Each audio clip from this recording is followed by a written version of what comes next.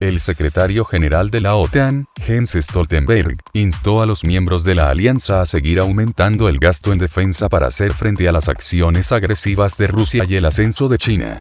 Un analista comparó estas declaraciones con un chicle que se mastica durante años.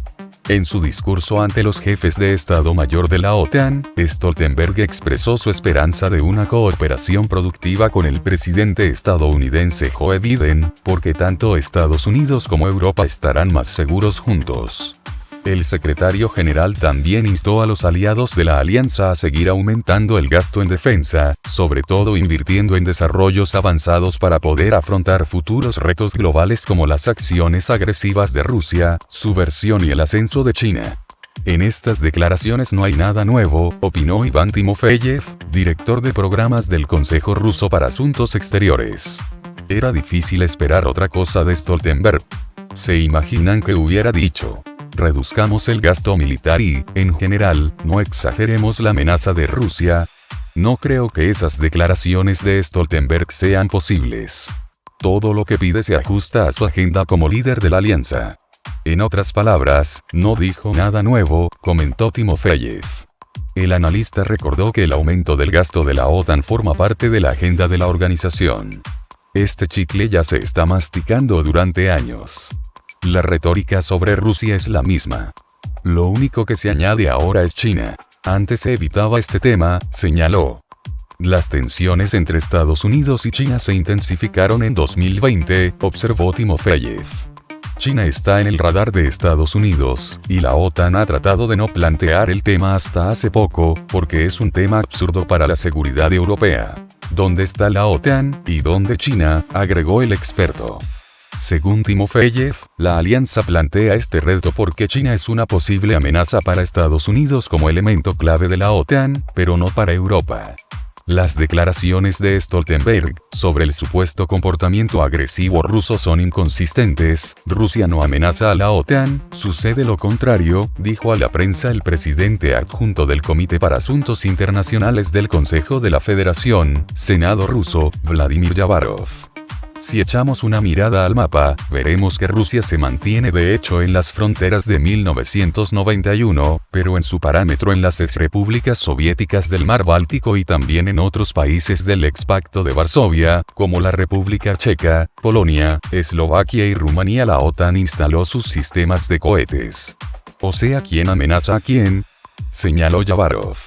A juicio del senador, las declaraciones de Stoltenberg se deben al deseo de los dirigentes de la OTAN, de obtener más dinero, por lo cual ellos sacan a relucir la tradicional amenaza rusa. Algunos políticos occidentales a menudo repiten las declaraciones sobre la supuesta amenaza rusa. Moscú, a su vez, ha subrayado en repetidas ocasiones, que Rusia no planea atacar a ningún país de la OTAN. Occidente solo utiliza esta amenaza como pretexto para desplegar más equipos y batallones cerca de las fronteras rusas. Moscú ha expresado repetidamente su preocupación por la expansión de las fuerzas de la alianza en Europa. La declaración del secretario general de la OTAN, Jens Stoltenberg, de que es necesario aumentar los gastos en defensa por el comportamiento agresivo de Rusia es un sondeo para saber qué piensa Biden al respecto, y no se debe a ninguna amenaza real rusa, dijo a la prensa, el miembro de la Asociación Rusa de Politólogos Militares, Alexander Perendsiev. El presidente del Comité Militar de la Alianza Atlántica, Stuart Peach, comunicó estos días que Stoltenberg instó a los aliados a aumentar los gastos en defensa e invertir en nuevas tecnologías para garantizar que la OTAN pueda reaccionar al comportamiento agresivo de Rusia, y a los riesgos provenientes del auge de China. La declaración de Stoltenberg es una especie de reconocimiento militar o un acto de sondeo emprendido con el fin de saber qué piensa Biden sobre el tema, señaló Perendsiev. A su juicio, la nueva declaración puede provenir del disgusto relacionado con que Estados Unidos y Rusia han acordado muy rápido prorrogar el Tratado START III. Los rusos y los estadounidenses resuelven entre ellos los problemas de la seguridad. Pero aquí estamos nosotros, los de la OTAN, no nos olviden al tomar las decisiones, nosotros también debemos participar en estos asuntos, bromeó el experto. El presupuesto militar anual de Estados Unidos excede los 700.000 millones de dólares, supera con creces el dinero empleado por los 5 países que se encuentran primeros en la lista de gasto militar. El de Rusia es de 46.000 millones de dólares, según reveló hace poco el presidente ruso, Vladimir Putin. Los países de la OTAN asumieron el compromiso de aportar al presupuesto de la Alianza Atlántica el 2% de su PIB, aunque Estados Unidos se quejó en varias ocasiones al respecto por incumplimiento. El viejo continente desempolva las alfombras rojas para recibir a su nuevo amigo en la Casa Blanca. Europa espera ansiosa que Joe Biden saque a la OTAN de la parálisis cerebral que sufre la alianza. Desde la sede de la OTAN en Bruselas, también capital de la Unión Europea, llueven loas y felicitaciones al nuevo presidente norteamericano. Algunas podrían ruborizar hasta el más proatlantista de los europeos, pero la desaparición política de Donald Trump ha tenido tal efecto entre algunos de sus líderes que sus reacciones se acercan más a una declaración de asumido vasallaje que a la protocolaria bienvenida diplomática. La alemana Ursula von der Leyen, presidenta de la Comisión Europea, anunciaba tras la toma de posesión de Biden: la UE tiene un nuevo amigo en la Casa Blanca tras 4 largos años. Los Estados Unidos están de vuelta en Europa. Su colega y presidente del Consejo Europeo, el belga Charles Michel, se sumaba a la fiesta de la hipérbole. Hago hoy un llamamiento para un pacto fundador, nuevo, por una Europa más fuerte, por unos Estados Unidos más fuertes, por un mundo mejor. Por un momento, parecían frases calcadas de las declaraciones de aspirantes a Miss Europa. Por otra, es cierto, contrastaban con el calificativo de regicida que el primer ministro de Luxemburgo dedicó a Trump. Para von der Leyen y sus compatriotas alemanes, el retorno de Estados Unidos según Biden, para guiar de nuevo al mundo es también un alivio. Donald Trump había planeado reducir el número de tropas norteamericanas estacionadas en suelo alemán 12.000, algo que provocó el pánico en Berlín, que nunca ha ocultado preferir la protección norteamericana antes que confiar en la autonomía estratégica europea defendida por el presidente Emmanuel Macron. París y Berlín, supuesto motor del continente, difieren en cuanto al grado de autonomía que la UE debe tener dentro de la OTAN. Macron, que sacudió la atención de sus colegas de la alianza militar con su declaración de expiración cerebral de la organización, protagonizó también un enfrentamiento verbal a través de la prensa con la ministra alemana de Defensa, Annegret Kramp-Karrenbauer, conocida como AK. El mandatario galo ha manifestado en varias ocasiones que Europa no será respetada por Estados Unidos, si no es soberana en materia de defensa. AK considera ilusoria la idea de una autonomía estratégica europea. Berlín respira tras la salida de Trump de la Casa Blanca. El expresidente no solo amenazaba el poderío de las exportaciones alemanas, sino que exigía a Angela Merkel una implicación financiera mayor en el presupuesto de la OTAN. Ese 2% del Producto Nacional Bruto, que Trump reclamaba a los miembros de la OTAN, no será alcanzado por Alemania hasta 2031. Lo que no es seguro es que el nuevo mandatario norteamericano no siga pidiendo lo mismo, aunque, eso seguro, con palabras menos abruptas. Al rechazo de una mayor autonomía europea en asuntos militares, se ha sumado siempre como sin duda le exige su puesto el secretario general de la OTAN, Jens Stoltenberg, para quien la unidad europea no puede reemplazar a la unidad transatlántica. O más claramente, según sus propias palabras, la UE no puede defender a Europa, y para explicarlo, aclara que el 80% de los gastos de la organización militar provienen de países ajenos a la UE. Estados Unidos, Canadá, Islandia, Noruega, el Reino Unido, tras el Brexit, y Turquía.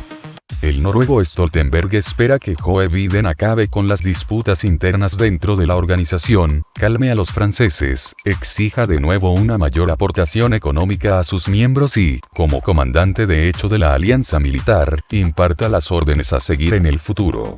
Los medios de prensa franceses no dejan de subrayar la francofilia del nuevo secretario de Estado norteamericano, Antony Blinken, que estudió de joven en París y habla perfectamente la lengua de Flaubert.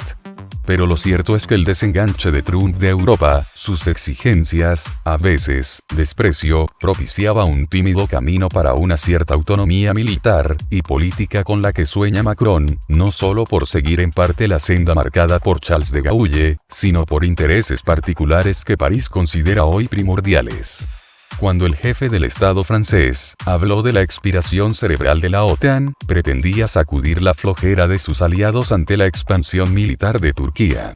La guerra verbal entre Macron y Recep Tayyip Erdogan desbordó los límites de lo esperado entre socios militares.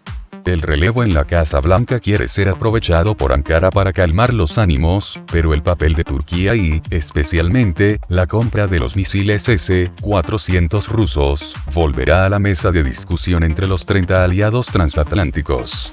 Mientras tanto, Grecia, el enemigo número uno de Turquía en el Mediterráneo y dentro de la OTAN, espera ya los 18 cazas Rafale franceses y los nuevos F-16 norteamericanos. En otro reflejo de la discordancia entre miembros de la alianza, Atenas multiplica sus acuerdos con terceros países. Tras la firma de pactos estratégicos con Emiratos Árabes Unidos, India y Egipto, Grecia acaba de firmar otro con Israel para crear y explotar una escuela de pilotos en la isla de Kalamata, uno de los escenarios de las disputas con Ankara. El acuerdo se ha cifrado en $1.800 millones, durará 20 años e incluye 10 aviones de entrenamiento M-346, un derivado del Yakovlev Jak-130, desarrollado en cooperación ruso-italiana. La OTAN espera que Biden ayude a suavizar las disensiones entre sus miembros, pero el nuevo mandatario norteamericano tiene antes que tomar una decisión sobre otro punto que atañe directamente a sus aliados, como es la renovación del acuerdo New START que limita los arsenales nucleares de Estados Unidos y Rusia a 1.500 ojivas cada uno. Biden parece partidario de renovar por 5 años el pacto, que expira el 5 de febrero. Algunos de sus asesores prefieren extenderlo solo por 1 o 2 años, para poder negociar otras concesiones con Moscú. Rusia es, según lo escrito en el informe 2030 de la OTAN, y según lo declarado por Joe Biden, el enemigo principal de Estados Unidos y de la organización militar. El affair Navalny sirve de palanca para utilizar la cancelación del proyecto gasístico Nord Stream 2 como arma de presión y sanción a Moscú. Angela Merkel se opone, de momento. París, también. El ministro francés de Asuntos Exteriores, Jean-Yves Le Drian, ha denunciado una deriva autoritaria de Rusia, tras las detenciones de los manifestantes en apoyo de Alexei Navalny. El asunto propicia un elemento de consenso dentro de la OTAN y de la UE, pero difícilmente Francia y otros países europeos parecen dispuestos a dejarse arrastrar más allá de obligadas declaraciones de censura y sanciones menores. La celebración por la victoria de Joe Biden en Estados Unidos no puede acompañarse de sesiones políticas que determinen las futuras relaciones de Europa con Rusia.